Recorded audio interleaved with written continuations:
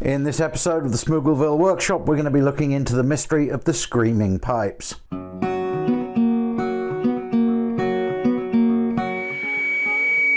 you hear that? No sound effects, folks. That is the pipes. For Danny boy, the pipes are calling. Oi, shut it, you. Anyway, we isolated the screaming noises to be coming from this valve here, and to do that we'd come in here. We could tell it was in this bathroom, but we would turn this tap, flush the toilet, but the thing that seemed to clear it most of the time was this one here. We would turn it on a little bit, let it run for a few seconds, shut it down. 9 times out of 10 that would stop the squealing noise, and it would creep back in after a day or two. So anyway, it was good to figure out what it was, but of course the next step, once we'd isolated the source of the sound, and by the way, if you do have screaming pipes, it's usually to do with a valve somewhere, all right? It's not just going to happen inside the pipe willy-nilly. Typically, it's usually indicative of a fairly serious problem with one of your outlets, either your shower valves or one of your faucets. Here's the part. I went to my local plumbing supplier, VA Max, if you're in the Warrington area. Great service. I just described him. I had a part number, but it was really not relevant. He just said, well, describe how you turn the shower on, and was able to give me the right part. So and I recognized straight away that it's the correct part. So VA Max, folks, if you're in the Warrington area, look them up. They're a good place to get your plumbing parts from. And this cartridge, I'm just gonna replace the one that's in there. So let's show you what's involved in doing that right now. To complete this task, we're going to need some extra long Allen keys. We're going to need a cartridge puller, in this case for a Moen. Next, we have the flathead screwdriver, a Phillips screwdriver, long nose pliers. Then we've got regular pliers right there. And we can also use some vice grips. And finally, the actual cartridge that we're going to replace right there. There's our replacement cartridge all ready to go. Right, okay, so with the water turned off, I'm going to now pull out the cartridge, the original cartridge, and it's actually held in. There's a little split pin in here that's holding it in, so I'm going to lift that up, and heaven forbid this doesn't go down the back of the inside the wall. So I'm going to use long nose pliers to make sure I can get hold of this properly and not drop it. There we go. Right, that's challenge number one, because they don't give you, by the looks of it, they don't give you a spare one of those. Right, let's pull this out. Now, this has already been out, I have to confess. And if you're going to do a job like this, you might want to invest in, and this is Moen, so you might want to invest in one of these, which is actually a tool that helps you pull the cartridge out. So how this works is we screw this part into there. This is for Moen, this one, so we screw that in there so it's grabbed the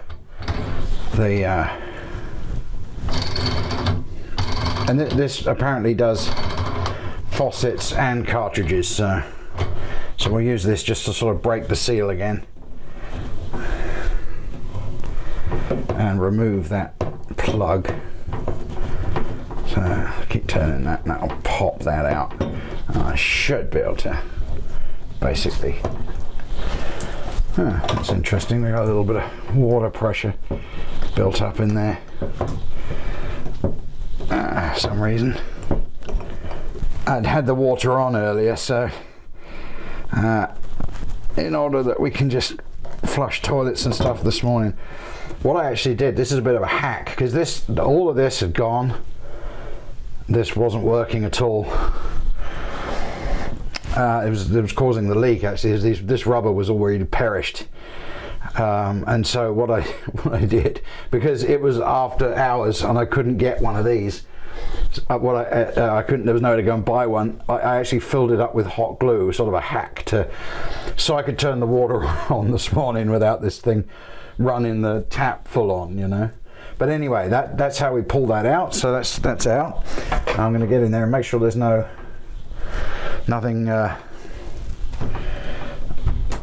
in there that shouldn't be. Yeah, if this still screams at me after I've done this, it'll mean that this brass part has really failed. So let's hope that's not the case. Okay, let's get the new cartridge. All right, let's get a little lubricant on these 2 ports here. Said to apply lubricant to that on both sides. That's good. That'll help that go in. I'm going to put a little on that O-ring as well. Right, that should help this return. Now we put it in with the HC upright toward the top there. There, that actually went in nice and easy. Okay, now the scary bit is to get my pin. The reason it's scary is if it falls inside the wall, it's going to be real hard to get it out. So I've got long nose pliers on it. Okay, and it should go in there fairly easily when I get that thing lined up right. And there it is. There we are. That goes in like that. Maybe that's in place now. Right. Okay, let's pop that in. There we go. That actually helps hold that. Let's get that plastic bit back there. It's probably hard to see, but there's a plastic arrangement back there. Now we have these guys here. So this one is going to go in like that. Okay, then this one goes in like that to align with it. All right. Finally, we have this guy here, which, assuming that's in the off position, Never assume, because you know what assume does for you and me. will be there like that. Okay, yes, that's what allows it to travel in that direction. I'm a bear, not a donkey. Oops. Sequence is important, of course. Ugh. I'm gonna clean that, I think. Give that a little scrub. Get some of that smeg off there. Okay, so next we want to put this guy on. That fits over here like this. I took the opportunity to clean the wall behind as like a rubber seal. Give this a clean where it's hard to get into when the thing's assembled. So that keeps the significant other happy. Fellas, pay attention. It's not just about fixing the plumbing. You think? It's also about making it look pretty. And have I got that the right way up? Yes, I have. Making sure it says Moen, not Neom. And that located nice and easily, so that's good. Get that snug, not too tight. I don't want to put the pipes under too much strain. All right, that's good. That's pretty firm. Right, next is this. Whoop. Next is this guy here, which goes in line with that. Then we have this part here, which is going to go in that way up. Next we have this screw here, which holds this part on. Okay, so we'll go in there, do that up nice and tight. All right, good. Next is this guy, and it has you'll need an Allen wrench for this one, and it's a size 7/64 for this model. You're going to need a nice long Allen key just to make that easier. If you've got a short one, this gets in the way. So I actually went and bought this little set from my local True Value there, Rankins, if you're in the Warrington area. They sell a nice set of long Allen keys, and you can get the metric, the standard, or the or both in one kit. Right, got that nice and tight. So that, folks, let's see if that feels, oh yeah, compared to what it used to feel like, that's loose. All right, let's go turn the water on. Well, that's weird.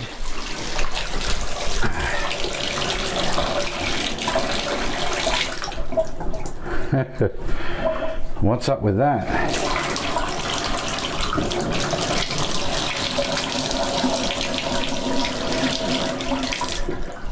All right, so to be authentic, what I'm taking the handle back off. I think I've actually assembled this upside down. I thought the valve had shipped in the off position, but it clearly didn't.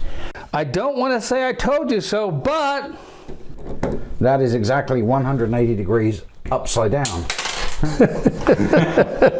What a tosser. Now that I know that that valve is in the off position, I'm going to put that like that, and that, folks, will be the correct position. Let's screw that back in now that I know that the valve's off. And the reason I'm leaving this in the video and showing you that is because that might happen to you. It's difficult, while the water's off, it's difficult to know what state that's in. So what I'm doing now is just let's tighten that back in. So I've basically turned this through 180 degrees, unscrewed it, took it, once I knew this water was off. So that's how you can tell. I don't know that there's an easy, it's probably an easy way to do that, which a plumber would be laughing his head off right now. I'm not a plumber, I've just been doing plumbing all my life because it's interesting for a start, and also it saves you a great deal of money, and it's interesting to learn about this stuff. So let's turn that to the, oh, that is sweet, that is really, there we go.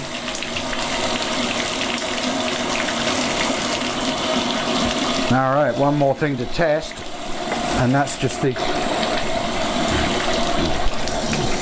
engagement of the shower head.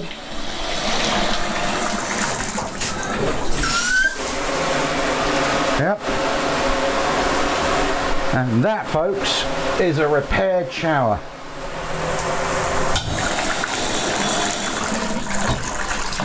And that is so much easier to turn on. But there you go, that part, by the way, just one last comment on that. Let's get that in front of the, come on, focus. Focus.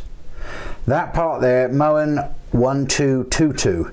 So if your shower is a Moen, right, which you'll know because it'll usually say on the plate here, is a Moen, and you only have to turn it, you don't have to pull it to get the shower to come on, then that's a Moen. You can see the model there, 1222. Okay, and so they are. So what? 30 minutes, even with the filming overhead, to switch that out. And now we got a working shower again. And now we can leave the water on, so everyone will be happy. Well, there you go, folks. Another episode of the Smoogleville workshop in the can. I hope that one's helpful for you. So if your pipes are screaming, even when the water seems to be not running, I would start by looking at any, especially if you've got any very stiff shower fittings there. I think this was definitely the source of the whistling.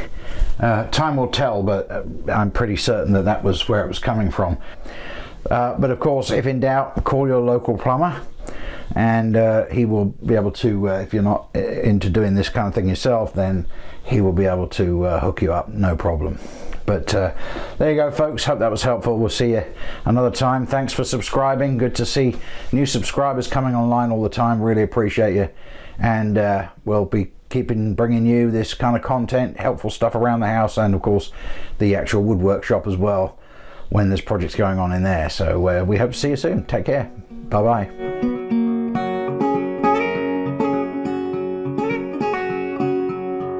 Please click the like button if you found this episode helpful, and we'd love to have you as a subscriber, as there's always something interesting going on in the Smoogleville workshop.